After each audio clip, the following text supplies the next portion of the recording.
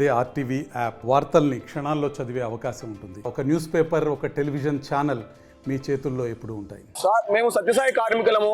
ఇక్కడ 13 రోజుల నుండి ఇక్కడ సమ్మె చేస్తున్నాము రోడ్లో.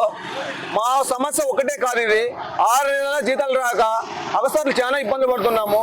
ఇంటి పిల్లలు అందరూ ఇబ్బంది చాలా పడుతున్నాము. మా ఒక్క సమస్య కాదు, 1300 గ్రామాలకు నీళ్లు లేక ఈ పరిస్థితి ఏర్పడింది.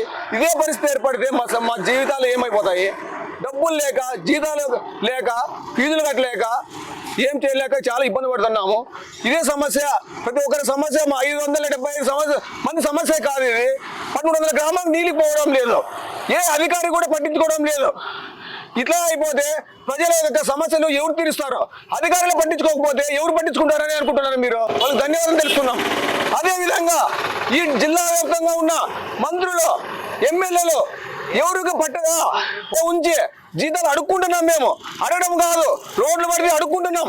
ప్రతి ఒక్కరు స్పందించి మా సమస్యలు తీర్చి ఈ 1300 గ్రామాలకి నీరు పోయే విధంగా చూడాలని ప్రతి ఒక్కరికి విన్నవించుకుంటున్నాం సార్. మరిన్ని వీడియోస్ కోసం ఛానల్ ని సబ్స్క్రైబ్ చేయండి. లేటెస్ట్ అప్డేట్స్ కోసం వాట్సాప్ ఛానల్ ని ఫాలో చేయండి. అండ్ లింక్ డిస్క్రిప్షన్ లో ఉంది.